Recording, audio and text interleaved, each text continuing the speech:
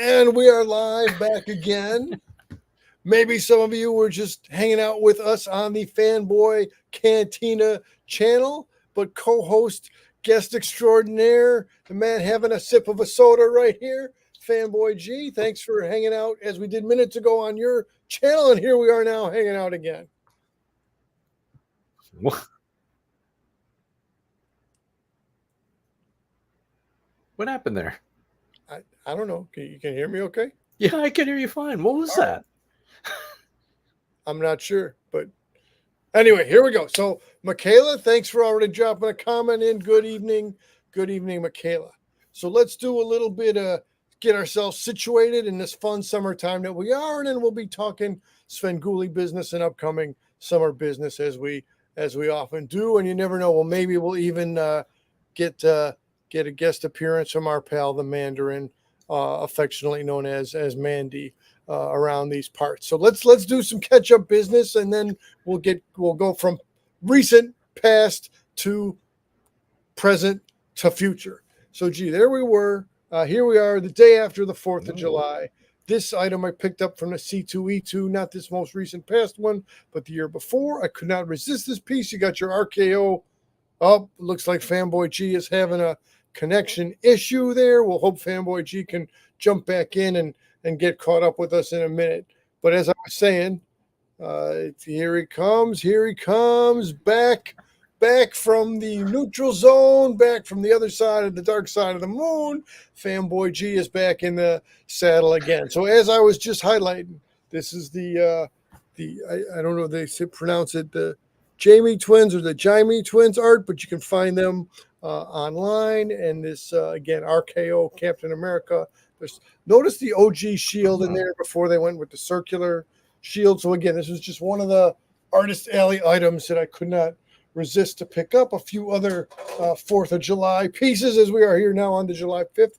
Here we got Washington crossing at Delaware in the Funko format. You're talking about the old shield. Now we're here looking at the old flag. Row your boat, get across the Delaware there and take care of business. 4th of July, Independence Day, all that stuff. Let me just get a little situated and run through our other seasonal guys here. You could stop at George, but hey, you got your Abe Lincoln, and look at that hat. Now that if you're going to do a custom Svengoolie on a Funko, maybe you want to start with Abe Lincoln as your base. Maybe not, but then we got also a Solo George right there. Just look at the colors on his coat. That's a guy who's ready to be a first president of a country.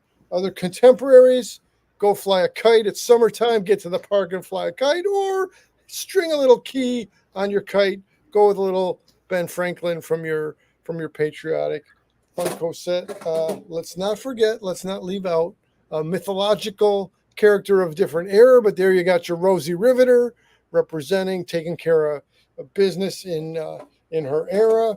And technically this was a propaganda character, but hey, he's got great style, he's got a great look. Sammy wants you to head to 7-Eleven on 7-Eleven day, get your free Slurpee, have some summer fun time hanging around.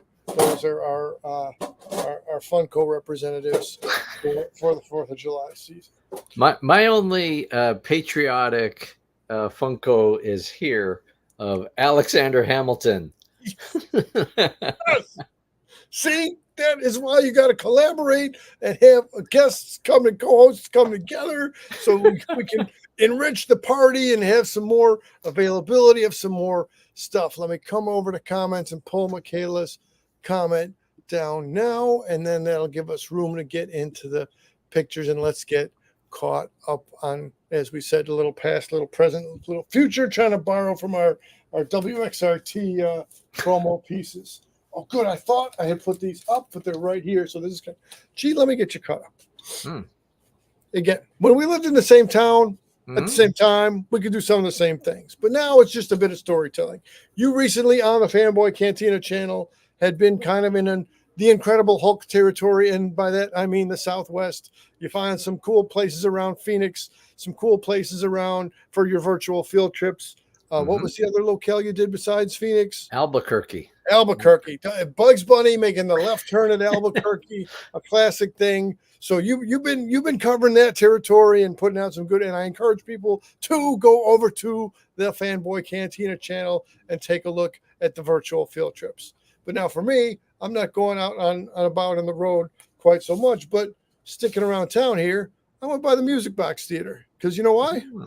Because there was Svengoolie and Godzilla, and see, so you got your one program there, and you got your other program here, and these are real nice pieces to have. Again, so had you been around here instead of making the left turn at Albuquerque, maybe we could have been sitting in the movie house together, taking a look at any of the many entries from the long-standing franchise of Godzilla. Well, this is even a bigger volume in here, and maybe this is something I can break into more detail. But see that right there, it went from June 7 to June 13, right in the middle of that. June 10th, Godzilla movie Destroy All Monsters was hosted by Rich Coe's Svengoolie, and there we were. The start time was 7 o'clock on that night. Ran first into a Warner, Todd, Houston, and little WTH. So let me tell you, gee, this was kind of impressive to me. Warner was making his own Kerwin, but he over-ordered the stock. So then, being the creative mind of a Warner as he has, he's going up and down the line before people come in, and he's selling his surplus rubber chickens so people could get the Rich Coe's, the Svengoolie signature on the rubber chicken. Not a better planner, I tell you, than Warner in that moment. That was a fun night. Wish you could have been around for it. That's amazing. I haven't been to a Music Box in a while. Last time I was there, it was the Sound of Music sing-along. Wow. And that was an amazing time. If you're a fan of Sound of Music, it's an amazing time.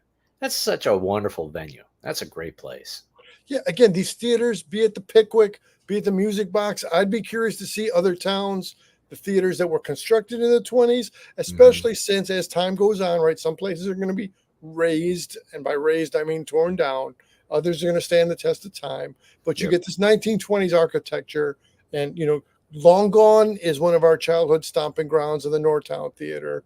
Many other theaters across many other zip codes have come and gone, but it just makes it all the more special to get to be in a classic theater. So let's revisit a little bit right there. So again, look, the light fixtures, the sculpture decoration, Godzilla, Destroy All Monsters. It's all right. There's the Music Box Lounge. There's the curtain. See, again, just doing the projector image onto the layering of the curtain. It's a great look even before you get into the thing. There's Nick DiGilio off to the side, formerly of WGN Radio, currently of his own Nick DiGilio podcast, wearing that purple button-down Svengoolie shirt. And as I was saying, when I retreading the territory a little bit, but as we're sitting here together getting caught up, it's one thing to see Svengoolie on the TV. It is another thing to see Svengoolie sitting down at your C2E2 next to John Shaky Suntress having a conversation with the audience. But just something about this old classic 1920s theater stage, and there he is standing. I just mean the man had a presence, a commanding presence, had the audience for his banter, for his jokes in the palm of his hands. It was just, dare I say, a magical night. It was a fun time. It was a real cool event.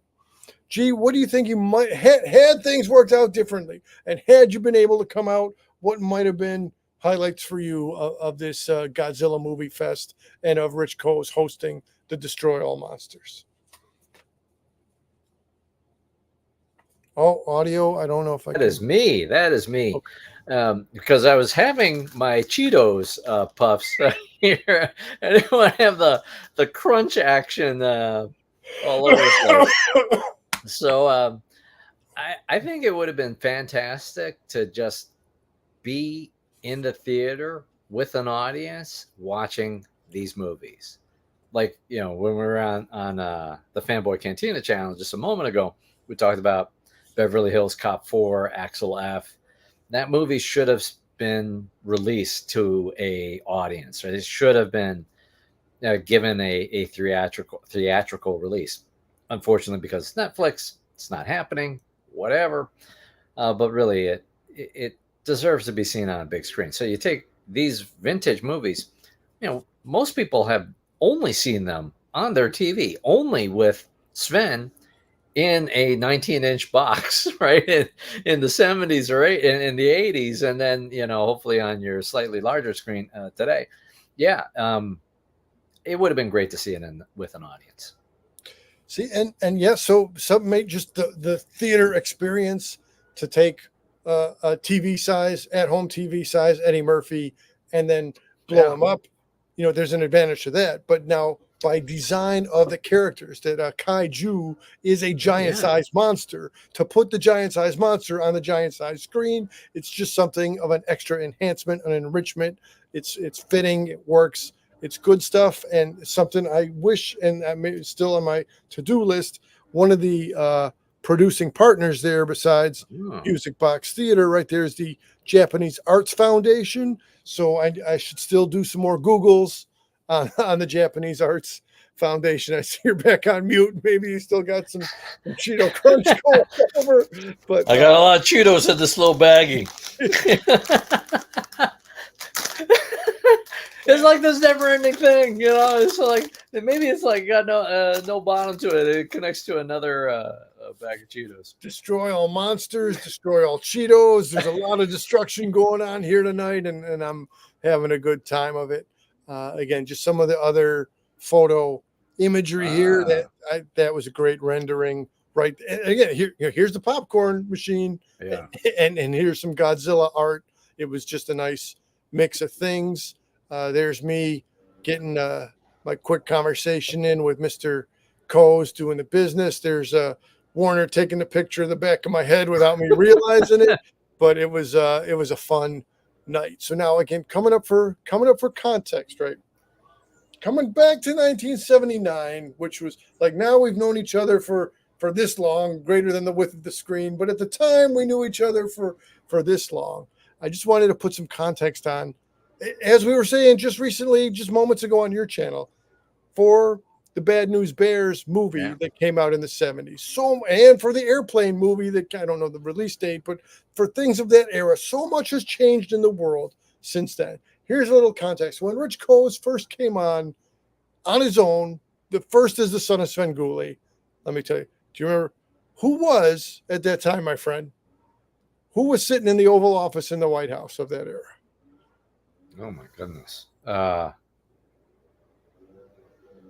It's late 70s, right? Yeah. Jimmy Carter. And coming more locally to Illinois, downstate in the Springfield governor's mansion, there was a certain Big Jim Thompson hanging around. All right, coming a little bit more locally, we didn't go to Berwyn. I tried, I would have needed to done deeper dive on the research there of who was sitting in the municipality house of Berwyn. But at the time, Rich Coase first makes his debut, son of Svengoolie. It's 79. Jane Byrne, mayor of Chicago, 50th mayor in office right there from April 16, 79. Just a short little time before Coase makes it to the screen, Jane Byrne enters the office. So I just wanted to provide a little little governmental context for that, because going back to our very first tribute to Coase and Svengoolie on the Fanboy Cantina channel, I said at that time we're not going to go into who is the governor and such as that. And so now here we come looping around to go into that. Your thoughts on how many different people have been, not to get into the content of the politics, but just the passing of time, the passing of the torch. Many presidents since then, many a governor since then, many a mayor since then. Your thoughts on just the cumulative comings and goings of the 45 years. Well, when you put it in that context, right, it's like, oh my goodness, that was a long time ago, right? It's like, that's crazy.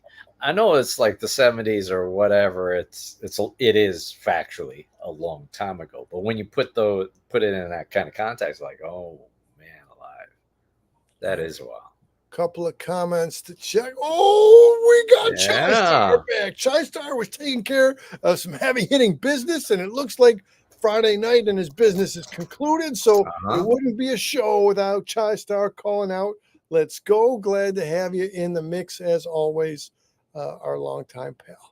All right. So a little bit of other stuff, what was going on entertainment wise at that time. And again, each of these could be their own episodes. We could discuss the Muppet Show co-occurring with Svengoolie in 79. That could be a full thing. We could discuss the Saturday morning lineup co-occurring with the debut of Svengoolie, but just in a quick overview kind of fashion, right? You still had Plastic Man, Comedy Adventure Hour, Spider-Woman, Scooby and Scrappy. You had Mighty Mouse. You had Bugs Bunny. You had Popeye. You had Casper. You had Daffy Duck. You had the Super Globetrotters, the Shmoo, Flash Gordon, Johnny Quest, Godzilla, Jetsons. It was the things of that era. The things of that era. It was a great, great time to have Svengoolie come around. Again, just in overview format. G, any comments on the Muppet side of things? Any comments on what were you watching on the Saturday morning shows, given around the 79 era? Well, I'm thinking about it was all of those shows. Certainly, Spidey and Friends was a favorite, or Spider Woman and Spidey and Friends was a favorite. Yes. And I haven't checked it out yet. I think I have it out this way. The MeTV cartoon channel. Let's take a brief detour for there. Now, again, a variety of cartoons in that house style of the different, and I'm not saying they're exclusively to Hanna-Barbera of that time, but the Hanna-Barbera house style, that's on my notes, besides to do more Googling on the Japanese Film Festival Association, Wall-E Gator. Okay, you got your Yogi Bears, you got your Huckleberry Hounds, but then you got your Squiddly Diddlies. But maybe some of the characters I didn't know as well. I definitely want to see some solo episodes of Wall-E Gator, but bringing it back to how cool that a network exists again in the vein of Saturday morning cartoons, in the consistency with I was going to say MTV, but I don't mean to say MTV. I mean to say the Cartoon Network and your boomerangs. To have MeTV expand into that territory, it's just something about it. Yeah, it's really exciting. I again, I haven't checked it out, but looking at the list, I think Real Ghostbusters is among the mix, and even some obscure ones. Like, I don't remember Wait Till Your Father Gets Home, but I think it's among the list. So it's this weird. It's not weird. It's this diverse mix of different shows. I think it's brilliant that this thing even exists. I think it's awesome. Chai Star back in the day was taking a look at Super Friends, and anybody else who's with us live or with us after the fact, please feel free to jump into comments and say, in that era of 1979, you had your incredible Hulk, Lou Ferrigno, and Bill Bixby on the TV. You had your Linda Carter on the TV in the Wonder Woman role. Here comes Jim Campbell to say, wait till your father gets home with his 4 or 5 question marks. That's a lot of question marks. And then here, Chai Star is actually, I don't know if he knows how layered and meta he's being here. The Jewish show that came on after Giggle Snort Hotel, which I believe was on the Sunday morning broadcast, and I was going to say Magic Mushroom, but that would have been a slight slip of the tongue. It was, in fact, the Magic Door. So that was, again, a team of Jewish creators producing the Magic Door as kids' entertainment, and also the Giggle Snort Hotel. Oh, God. That guy's name, man. Last time I drew a blank on the name of Rick Baker when I was trying to talk about the special effects not magic, but makeup guy. And now Bill Jackson. That's what I'm talking about. Bill Jackson behind the Giggle Snort Hotel, and Bill Jackson and Sven were definitely pals when Bill Jackson was still around. So Chai Star's nailing it with this. Absolutely, it was Sundays. Please explain this very problematic. I'm not sure. Yeah, it was Wait Till Your Father Gets Home. And I only remember because it was, remember they used to do like the Saturday morning cartoon preview show? Yes. And so I remember 2 episodes ever, and you can see all the orange fingertips. That's really attractive right now. My my Cheetos action.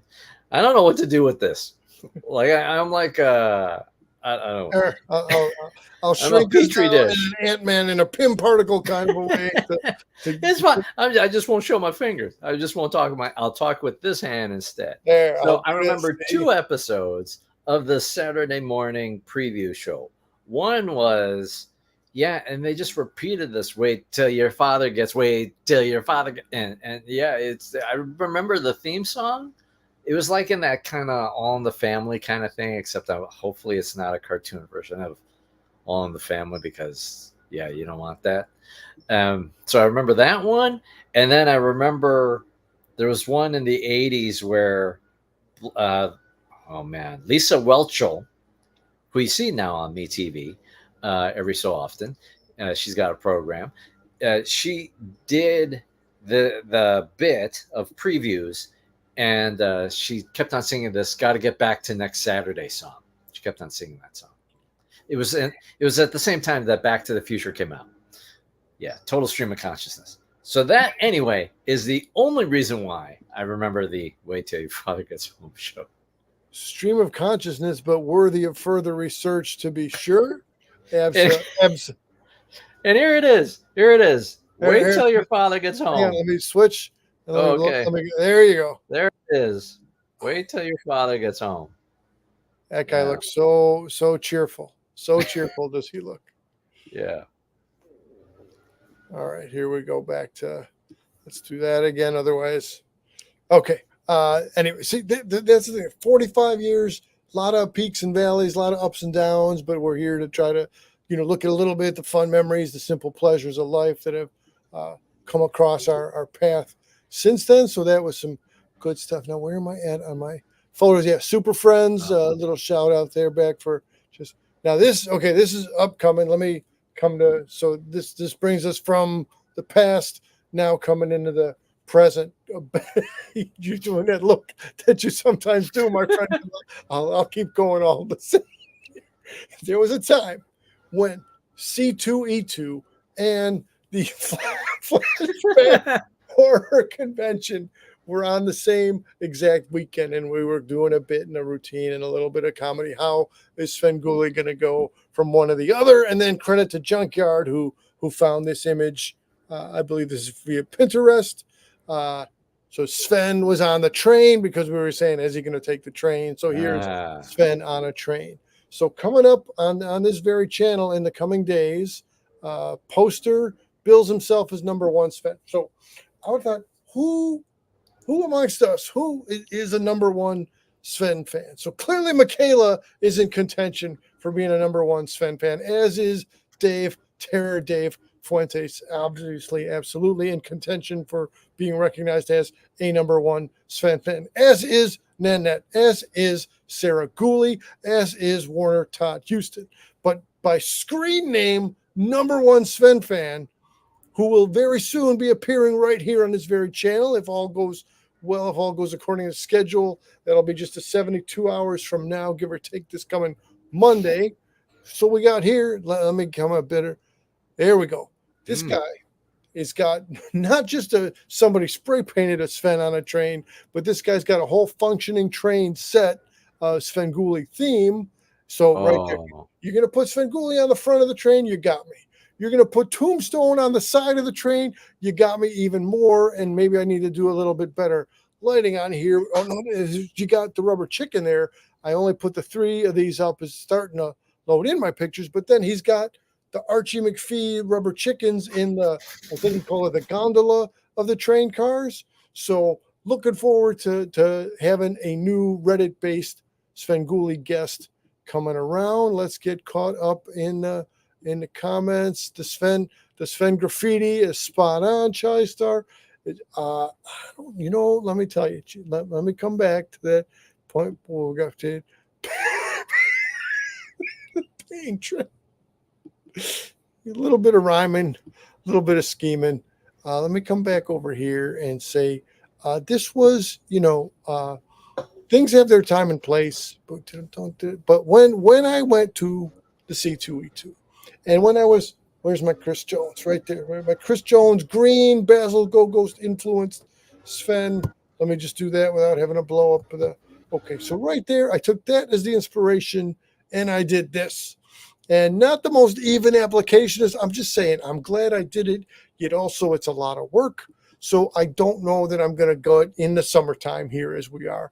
It gave me, to do that, gave me a greater appreciation. And clearly, I haven't been doing it for 45 years, but it gave me a greater appreciation of Rich Coe's putting on and your Bob Bells and your Joey Deoras playing Bozo in the different eras. Gave me a greater appreciation of that's their job. They're wearing the paint. I mean, credit to them for going through the process. I can't think if I've ever. Oh, nice. I can't think of if I've ever painted my face for anything. Yeah. Yeah. That it just looks uncomfortable. It has its moments where it's like nothing, and it has its other moments where, oh, if I have an itch or if I have a bit of sweat on the upper lip there, that might have been evident in the photo that we just looked at. Anyway, let's come around to, as we're still doing the present business, let's go share screen and let's get the Me TV business here. And let's even start with this one because we're still coming out of the 4th of July. And as we know, as we featured here before, the inflatable Svengoolie figure. So now whoever this was who posted this onto the Svengoolie photos on Svengoolie.com very cleverly has, is that a Party City Uncle Sam hat that they put on top there? But I'm going to say the necklace there with the different stars is an add-on. And you get the red flamingo out of the one container, out of the red, white, and blue flamingo container. Then you get the black flamingo out of the other flamingo container. Credit to that set of fans who put that together, or got your American flag in the background there. All different kinds of fun ways to go 4th of July. Last time I was able to then figure out how to jump from image to image within the sharing, and I'm not figuring that out right now, but let's come there. Let's get another share the screen in. I think we got caught up enough on the music box, so let's come over here to Reddit, and then we'll get to some Chris Hamby also. So here we go, and let me come back over to here. All right, so there were the upcoming slate for the Svengoolie movies, and this is part, we do this from time to time. We don't do this necessarily every single month, but definitely something that we do is take a look once the monthly slate comes out. Coming up here just tomorrow, Angry Red Planet. This is not one I have seen before. Munster Go Home. I've had many a viewing of Munster Go Home. I've had many a viewing of the classic Bela Lugosi Dracula and Killer Shrews, which highlight the young, is it James Best who plays? See, Dukes of Hazzard TV show, 1970s, same time as Son of Svengoolie. So there's another of the many, many connections going. But out of these 4 pictures coming up, which ones look interest worthy to you, or which might catch your attention? And for whoever is with us live, feel free to drop in the comments. Out of these 4, which ones would you be most interested in? Well, you can't go wrong with the original Dracula. Yeah. So, that's a given. I don't think I've seen Munster Go Home. Interesting. I feel like I had to have seen it, but I can't remember anything about it, so I assume I haven't seen it then. Well, no spoilers, but it's in color, and they take a journey over the pond. It's a different Maryland, but you got everybody else is the same. Michaela is with us here. Michaela's interested in all of them. Good to know, Michaela. Glad to have you participating in the comments. Let me come back to what Chai Star said a minute ago. Dueling. All right, you know what? Fine, we'll find a way. We'll find a way to make that happen, my friend. But let me tell you, there will not be a dual list on a playlist of when we're eating hot dogs, or maybe it will. We'll have to stick around and find out. Anyway, of these 4, to me, head and shoulders above The thing that I'm most looking forward to again is catching is Dracula, because well, yes, there were horror movies before the 1931 Dracula, and very important to note the silent career of Lon Chaney Jr., Phantom, the original Phantom of the Opera film. Some people would classify The Hunchback of Notre Dame in the horror genre. Some people would say it's outside of it, but for the craft work that Lon, speaking of makeup, and somebody who applied his own makeup at a top level, Lon Chaney Sr. So, anyway, coming to say you could consider Dracula from 1931 the start, or you could consider Lon Chaney the start. But as far as talking pictures, motion pictures with sound, absolutely the 1931 Dracula classic. So, now let's tie this together. The Pickwick Theater in Park Ridge, the Music Box Theater right over there across town, built just before these movies came out. So I mean, that's, my mind is blown in many directions here. It's all kind of cool stuff. Killer Shrews, I'm okay on. As fun as it is to see a young James Best, I'm okay to take a pass on Killer Shrews at this time. I wouldn't mind seeing Munster Goes Home again, but absolutely that which I look most forward to out of these is the Bela Lugosi Dracula. So as I said, we got a little bit of we got caught up on the recent stuff. We're speaking now on the current and the upcoming stuff. We got Chai Star and Jim Campbell and Michaela hanging around. But here's another thing to the near future. We're going to take a look at the old, I said the old, at the Chris Hamby. And let me come over here because Chris Hamby has been a guest over here on this very channel in the past. Hamby's a cool guy.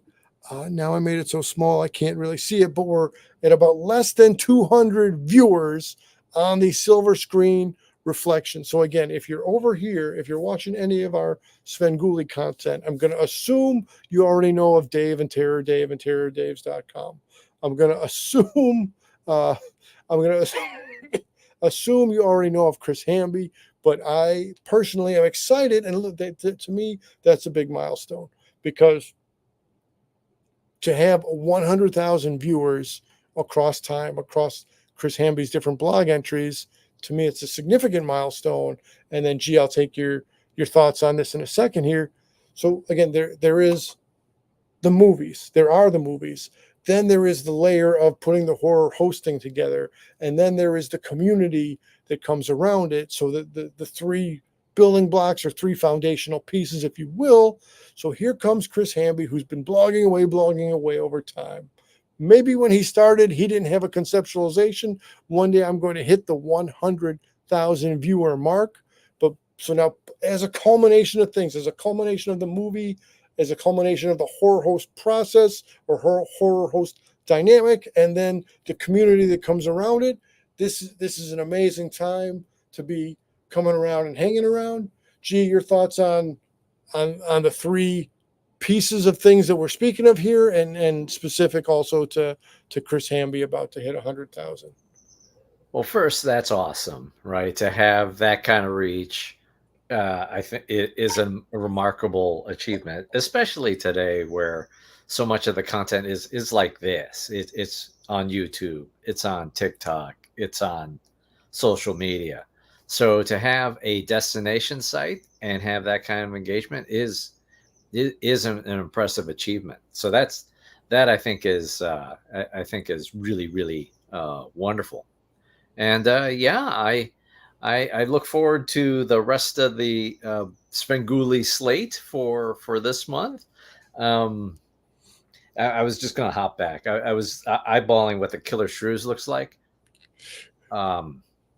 Yeah, I think I'm gonna. I don't know.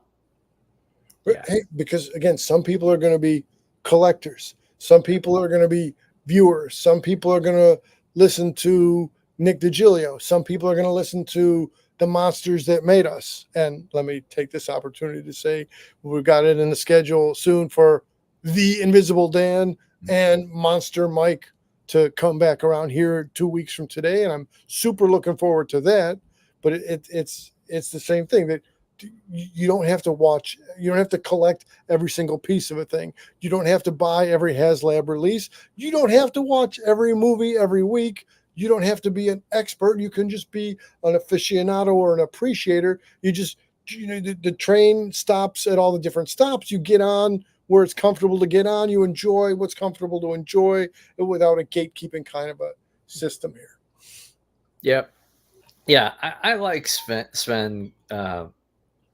for the entertainment value, obviously, the banter in between the movies, obviously, and also just the community that surrounds it, whether it's Warner's group, whether it's the Reddit group, whether it's positivity that you see on Twitter, even though Twitter not a great place to be, but nonetheless, for the Sven Pals hashtag, that's all great. But the movie itself kind of does matter to a degree, and yeah, I think I might be doing something else when Killer Shrews is that. See, It was kind and of rough. Yeah. in our Venn diagram of things here, I'm going to reference Yeah. back in the time where I did like that for many years ago. Yes.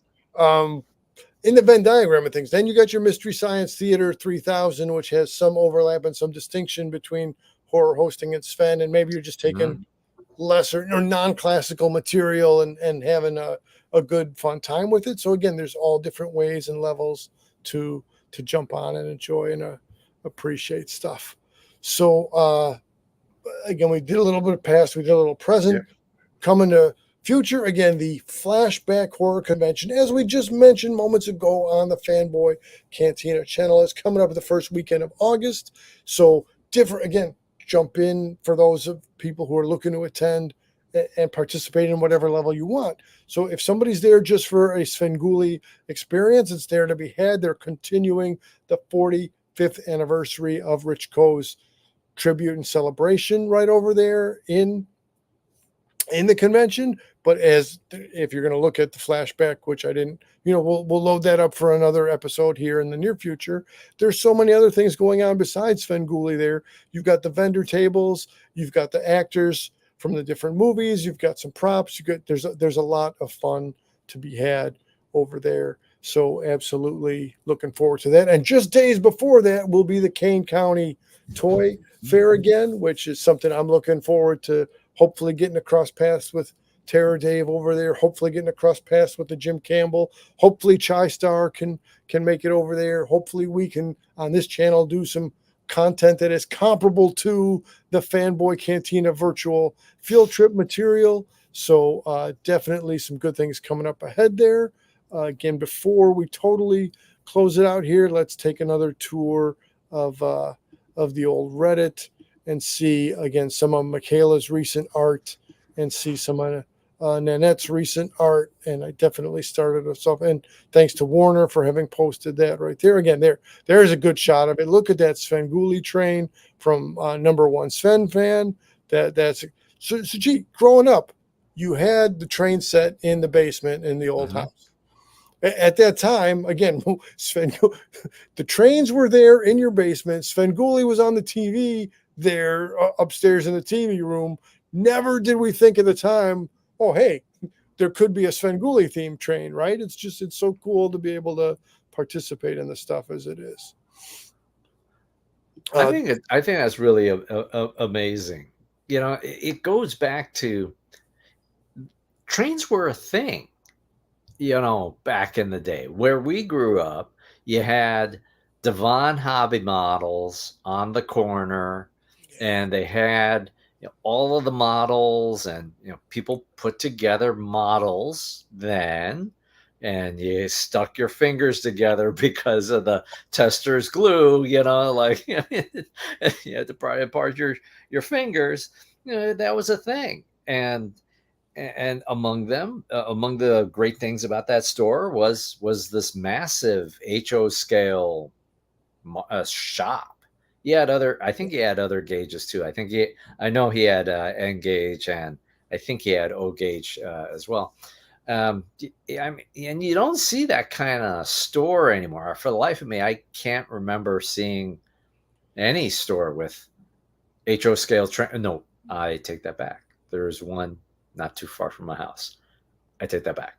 Apart from that one shop in all of my travels, you don't see it. You don't see it. So that's amazing that he's got such a thing. That's cool. Absolutely. So I'm looking forward to having number one Sven Pan on with, and I want to hear. I like to hear if somebody. Oh, Oh well, let's stay on. Yeah, there's Michaela, and to me, this shot replicates at the Museum of Broadcast Communication, and I keep saying I look forward to the museum reopening whenever that day does come. But the shot of Svengoolie and Bozo from wherever that shot was taken with their backs to the camera. So this you're getting your full cast of Sven Tooney, and you got your Kerwin and your regular and your Blobby Blob, and just a little while ago did Michaela put that together. So getting a little 4th of July celebration there out of Michaela. Here Michaela's got a mashup between Uncle Sam and the Imp, calling him Uncle Imp, and more power to you, Michaela, for getting a creative mashup. There's an ad. How about that? This guy, Guilty Ad 104. I'm so loving this, and I encourage people to come check out the Reddit Svengoolie subreddit group, because somehow there's all these vintage bits. Here's a Rich Coast Svengoolie New Year's Eve from 2005. So again, a lot of here we go. Let's get Nanette in there with some graphical. Come on, go pow. There you go. You got fireworks nice. together with the Uncle Sam hat with the Kerwin. You can't go wrong. Here's Warner putting together a little mashup of a Rich Coe's face, and if that's not a Carl Weathers Apollo Creed body under there, I'm not sure where Warner pulled it from, but definitely for a mashup here, a mashup there. A lot of good mashups. Again, Guilty Ad 104 dropping in these mean so much to me. Again, taking it back to the simple pleasures of life in our younger years. Mm-hmm. Well, not the 202 was our absolute younger years, but just to see these vintage bits that aren't necessarily in other places. And there we go. Hami's at 99,827. So maybe by midnight, maybe tomorrow, but it's for sure coming. The 100,000 mark is coming for Hamby. And hey, look, I have a store. More merch being released by not literally by the day here, but more merch is coming around again as they keep expanding the product line. There's plenty of good stuff. Oh, look, there's Michaela, just from 3 hours ago on the Spawn Squad, putting her image together with the rest of the cast. So let me come out of the share. Let me come back to where I can see everything just as we are. Gee, unlikely that you're going to stop in for flashback weekend, and that's all right. As we just said, people have to participate, or let people participate. People will choose to participate in whichever ways it works out for them. It's in whichever ways it makes sense for them. Were you able to, in a hypothetical way, in an alternate world where you were able to come around for the flashback weekend, what things do you think you'd look for in terms of highlights of the convention? Well, for me, yeah, the highlights, it's expanded. It's expanded. Yeah, I tend to like just sort of the shopping aspect, the capitalism aspect of walking the aisles and seeing the stuff. I am partial to toys, so that would be the main thing that I would be interested in. But over time, I've gotten more interested in the celebrities that come to these events, whether it's signings, whether it's a panel, other aspects.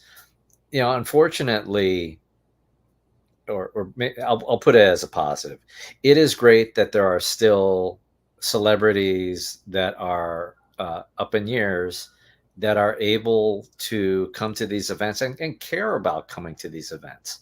So that's an underappreciated thing that these folks are able and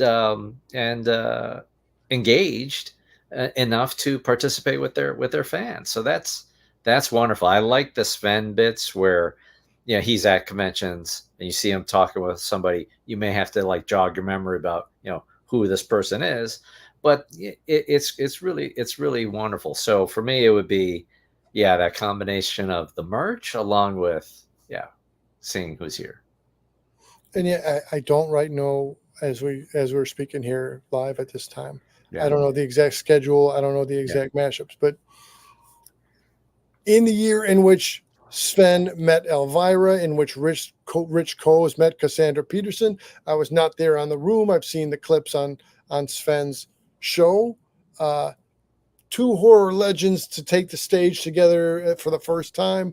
Different sensibilities in their humor, but still able to put some zingers together. That's a cool bit to watch on the actual Svengoolie show or on YouTube. And most recently, last year, I had no idea who Joe Bob Briggs was. Let me be honest. My knowledge base didn't cover into the Joe Bob Briggs territory. But then seeing Joe Bob and Sven in an actual full panel together, and now I went down the rabbit hole. Joe Bob is a funny kind of a guy, a handsome-looking man in his youth. Had been, a guest on Jay Leno in the '90s, and just so it is cool to see what other horror hosts and what other mashups and crossovers, what kind of partnerships are around. So plenty to look forward to, and again, all different levels and all different kinds of ways to participate in the shows and the events. I'm going to topic jump on you a little bit. Cool. So when you had that picture of Mayor Byrne earlier, oh yeah, the immediate thing, I don't know if it's because it's the last time that I saw the mayor.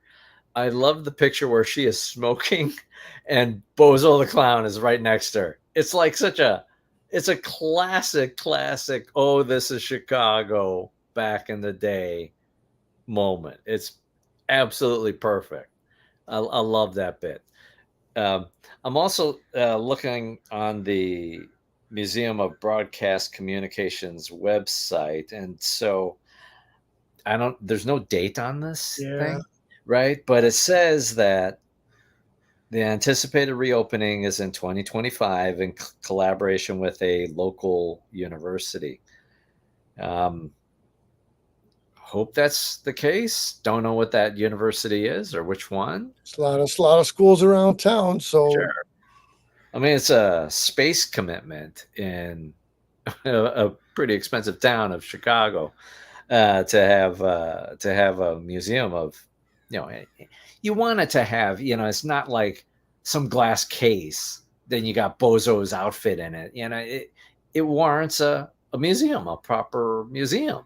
Yeah. So yeah, be curious where this actually is, but yeah. And back to our Fanboy Cantina channel episode in which we did our first deep dive into the Svengoolie material, including the museum exhibit. Yeah. That's like the unproduced or the lost episode, because right across the hall from it, but now you can't get in the door. It was both the Bozo suit and the drum for the grand prize game, and then you got Cookie's outfit, you got Wizzo's outfit. It gave like the whole visual of what things were like on the set, same as the Svengoolie coffin and the Doug Graves keyboard and all the other pieces. When you assemble the entirety of the pieces, it presents a great visual for both exhibits. So looking forward way far into the future when these things are open and available to us again. I would go to, I don't know if people go to Hard Rock Cafe anymore. I kind of don't. I take that back. I've been to 2 in the past 2 years, but beyond that, I couldn't even, further back, I couldn't tell you. Like if you're traveling, it's convenient, they got the burger or whatever, and then you move on with your life. So it's fine. But imagine it, Mr. C, if there was a restaurant that was like the Hard Rock Cafe of Chicago history, that line would be out the freaking door every day. You could have Bozo exhibit. You could have Sven exhibits. You could rotate the collection. A thing that your Giggle Store hotels, your Kukla Franz and my goodness, your Ray Rainers. All of it. And then if you wanted to, for extra points, layer a little bit of Chicago sports. You're printing money. You could just have like, you don't even need to necessarily have Vienna hot dogs, and people will still come. It would be just like, it would be that good. You should have Vienna hot dogs. You shouldn't be eating anything else. Everybody knows that. But I'm just saying, if you got a restaurant with that kind, oh man, come on. simple pleasures of a summertime Vienna hot dog. Again, I reference the 7-Eleven day on the calendar, and where the 7-Eleven store gives you a free Slurpee. These are we're on to something here. This is again the playground banter of the grade school days coming through in this current environment here of being in the screen. It's all good stuff. As I'll start to wind us down, thanks to Chai Star, thanks to Michaela, thanks to Jim Campbell, but let me also say thanks to co-host Fanboy G. Again, I did a somewhat similar pieces of these photos and things closer to the time of June 10th. Schedule was what it was at the time, but I really was looking forward to having co-host Fanboy G in here so we could speak of your Jimmy Carters, your big Jim Thompsons, your Jane Burns, your Super Friends, your Saturday morning lineup. It's definitely great when it's a participatory conversation. We got caught up, past, present, and near future. Thanks for coming around, viewers, and please do leave comments. Any closing comments, Mr. Fanboy G? No, thanks for having me over here. It's been a while, so nice to come out. Oh, that's a nice one. Yep, this is part of the Father's Day business here. You got your Kerwin over there. You got your Tombstone over here. You got your Sven on that side. Your Sven, and then that's the. Is it Toink or Toinik? Or yeah, maybe one day we'll learn how to pronounce it, and that'll be another charter day in our history as we go back to the 70s. It's up to current. Anyway, Fanboy G, thanks for coming around. There's plenty of good stuff coming up on your channel. Plenty of hopefully entertaining stuff coming here. Again, scheduled to appear just in about 72 hours right here. We'll have Sven fan number 1 to come talk about his Svenology and fandom and his train creation. And then 2 weeks from today, the monsters that made us, their anticipated return to speak more on Sven himself, your Joe Bobs and your Gilbert Gottfrieds and your other horror hosts and all things monster related. Thanks for coming around, people. Closing us out. Have a good start to your July. Have a real good summer. And we are out.